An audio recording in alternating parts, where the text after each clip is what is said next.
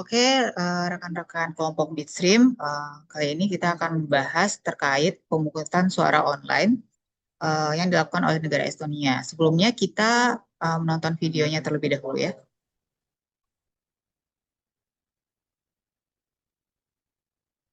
iVoting. Internet voting is an easy way for participating in elections. You only need a personal computer connected to the internet and Once connected, make sure that the computer has up-to-date antivirus and ID software. Download the voter application from valimised.ee. Run it and identify yourself with your ID card or MID. Now choose your preferred candidate and sign your vote digitally. The application will provide you with all the necessary instructions. Encrypted votes are transferred over the internet to the iVoting server. Right after voting, voters can verify if their choice has been successfully stored in the iVoting server. For this, you need to download or update the verification app from the App Store or Google Play to your smartphone.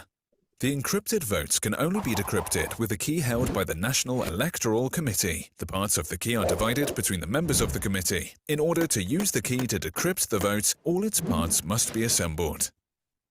iVoting procedures are closely observed by the auditors and observers. All personal data of the voter is separated from the votes. Then the votes are decrypted and counted.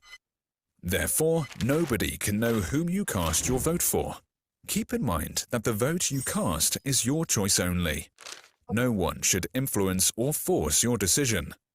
Sharing your digital identity, like handing over your ID card or MID and PIN codes, is forbidden.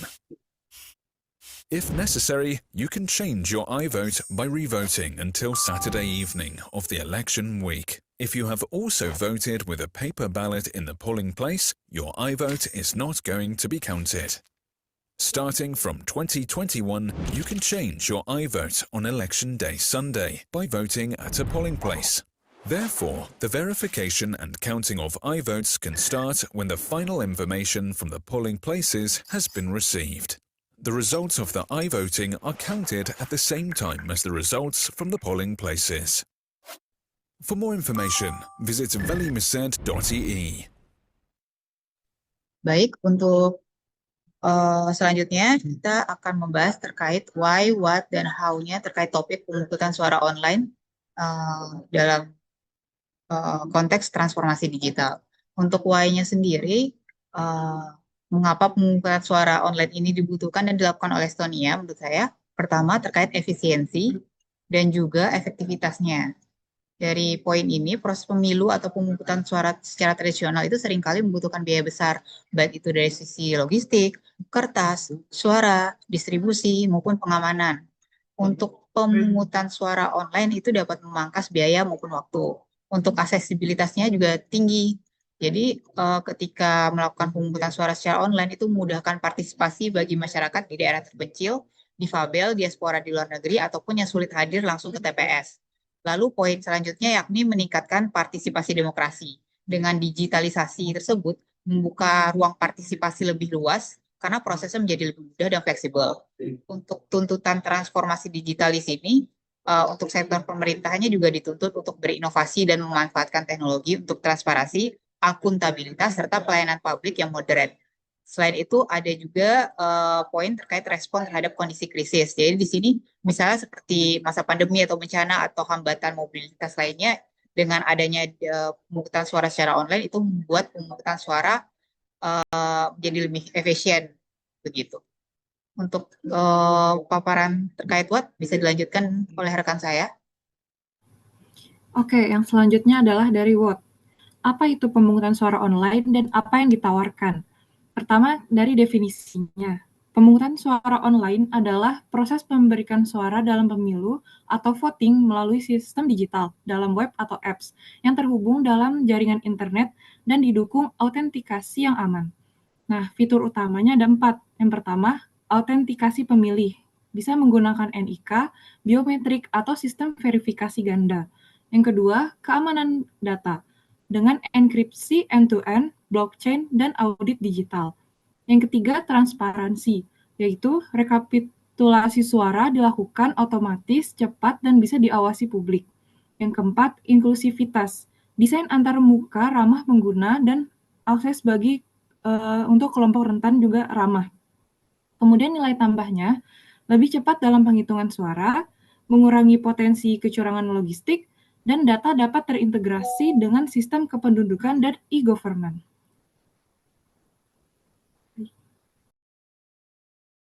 Baik, selanjutnya saya akan menjelaskan terkait halnya. Bagaimana online dapat diterapkan. Yang pertama itu tahap 1 itu infrastruktur dan regulasi.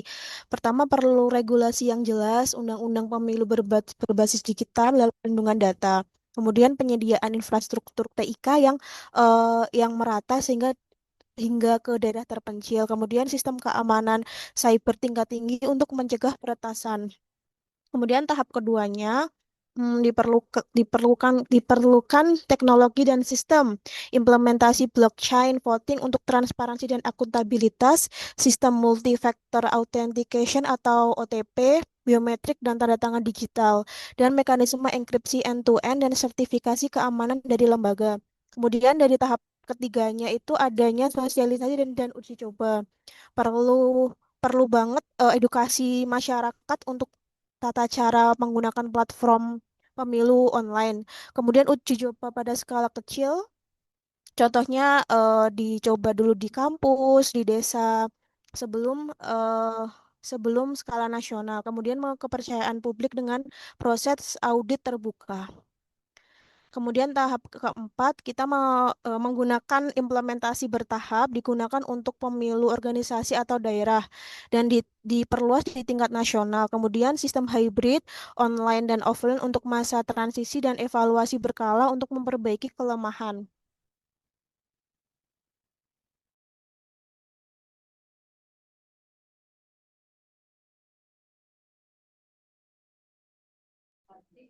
Selanjutnya bisa dilanjutkan terkait fishbone, analisis fishbone-nya oleh Mbak Aisyah Wahyuni. Baik, izin share screen ya untuk diagram fishbone.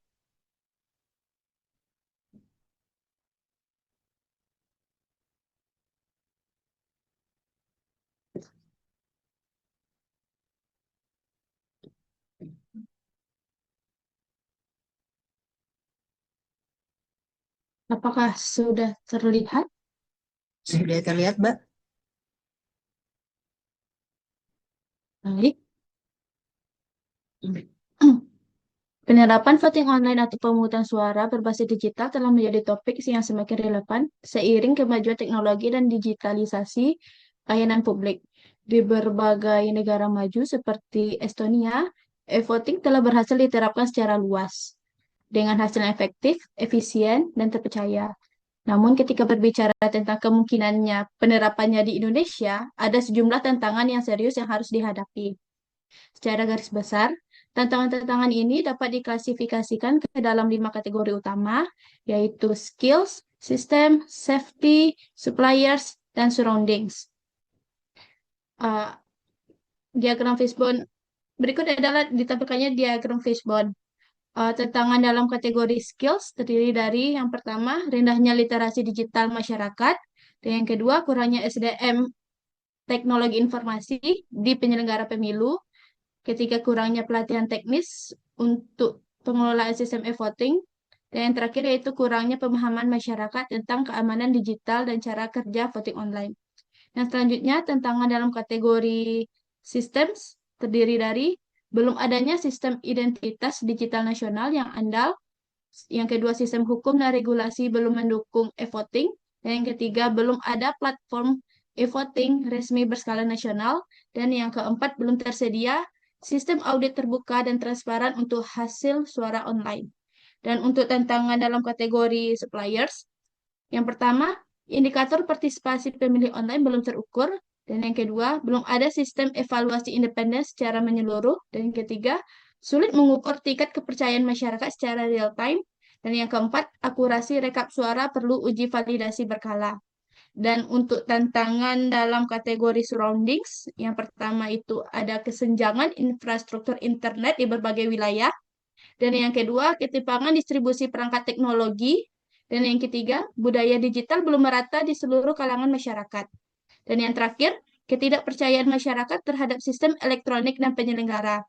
Dan untuk tantangan dalam kategori safety, yang pertama, ancaman cyber, yaitu berupa peretasan, manipulasi data, DDoS, dan malware. Yang kedua, kurangnya standar keamanan nasional untuk pemilu digital. Dan yang ketiga, tidak adanya audit forensik dan verifikasi independen atas sistem e-voting. Dan yang terakhir, risiko sabotase digital oleh aktor internal maupun eksternal. Baik, sekian eh, pemaparan tentang tantangan untuk penerapan voting online di Indonesia. Baik, untuk selanjutnya bisa dilanjutkan oleh rekan saya Mas Agesta atau Mbak Alisha terkait bagaimana penerapannya di Indonesia. Oke, baik. Untuk penerapannya di Indonesia perlu harus banyak mengimprove dari segi regulasi maupun infrastruktur, pembangunan infrastruktur serta sistem dalam konteks adaptasi e-voting ala Estonia di Indonesia ini. Tahapan paling awal yang harus diperhatikan adalah aspek regulasi dan payung hukumnya, di mana Indonesia perlu merevisi Undang-Undang Pemilu agar mengakomodasi secara jelas pemungutan suara berbasis digital, termasuk mengidentifikasi istilah e-voting, ruang lingkup penggunaannya, serta tanggung jawab lembaga penyelenggara. Regulasi ini juga harus diintegrasikan dengan Undang-Undang Perlindungan Data Pribadi untuk menjamin keamanan data pemilih, serta menetapkan sanksi tegas apabila terjadi pelanggaran atau kebocoran data. Selain itu juga, standar keamanan nasional juga yang diakui seperti KPU, BSSN, dan lembaga independen harus dibentuk agar tolak ukurnya seragam.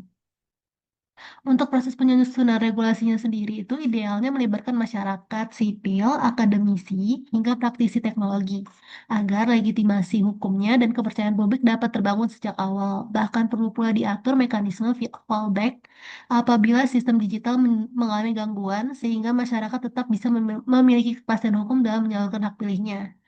Lalu untuk tahap berikutnya dari segi pembangunan infrastruktur digital yang memadai.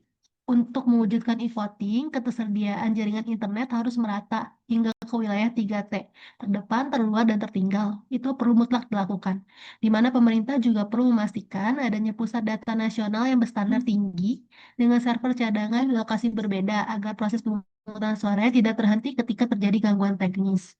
Selanjutnya dari sisi sistem dan teknologi autentikasi, pemilih juga menjadi hal yang paling krusial, di mana integrasi dengan Dukcapil melalui KTP elektronik dilengkapi dengan biometrik atau tanda tangan digital akan memberikan jaminan bahwa setiap hak suara berasal dari pemilih yang sah. Selain itu, platform voting juga harus dibangun dengan teknologi enkripsi end-to-end dan dapat menggunakan mekanisme blockchain dan kriptografi khususnya untuk menjamin transparansi sekaligus mencegah manipulasi. Untuk selanjutnya bisa dilanjutkan oleh Mas Agesta. Halo, izin untuk melanjutkan. Untuk langkah selanjutnya mungkin ada sosialisasi dan edukasi publik ya. Dia bisa berupa kampanye literasi digital terkait cara memilih secara online. Kemudian bisa berupa pelatihan untuk petugas KPPS, KPU daerah, dan penyelenggara pemilu. Kemudian adanya simulasi publik melalui media interaktif agar masyarakat terbiasa dalam menggunakan iVoting gitu. Nah, poin selanjutnya itu ada pilot project ya, atau uji coba. Dan memang tahap awal diterapkan untuk pemilu organisasi atau kampus, BUMN ataupun Pilkades gitu. Kemudian untuk poin selanjutnya itu mungkin bisa dilanjutkan ke tahap pemilihan kepala daerah di wilayah perkotaan dengan apa ya infrastruktur yang lebih baik gitu. Nah, kemudian untuk yang selanjutnya itu mungkin bisa dilakukannya monitoring independen dari lembaga akademik, LSM, dan pengawas pemilu. Kemudian untuk poin selanjutnya itu ada implementasi bertahap gitu. Jadi bisa dilakukannya hybrid system. Jadi ada kombinasi TPS fisik dan online untuk pada masa-masa transisi gitu. Kemudian bisa diberlakukannya evaluasi keamanan, partisipasi dan kepercayaan publik setiap tahapan gitu. Nah, selanjutnya mungkin kita bisa bertahap ke pemilu nasional yang memang berbasis online gitu. Jadi ketika seluruh syarat teknis, hukum, dan sosial itu sudah terpenuhi. Nah, untuk yang poin terakhir itu ada monitoring dan audit. Jadi mungkin bisa diperlakukan audit reguler oleh lembaga independen, bisa berupa akademisi, IT forensik, ataupun auditor publik. Kemudian adanya pengawasan secara real time oleh Bawaslu dan partisipasi masyarakat sipil. Untuk selanjutnya itu bisa diberlakukannya laporan nih secara terbuka gitu untuk menjaga transparansi dan legitimasi hasil pemilu. Itu mungkin dari saya. Terima kasih. Baik, dari semua paparan berarti kita bisa menyimpulkan sebenarnya pemungutan suara secara online itu bisa diterapkan di negeri kita Indonesia, namun memang dibutuhkan waktu dan juga dibutuhkan proses secara bertahap dari segi kebijakannya maupun instansi pengampunya. Baik, sekian meeting kali ini perihal pemungutan suara secara online studi kasusnya Estonia. Mungkin baik, terima kasih untuk rekan-rekan semuanya mau hadir dalam meeting kali ini. Sekian, terima kasih.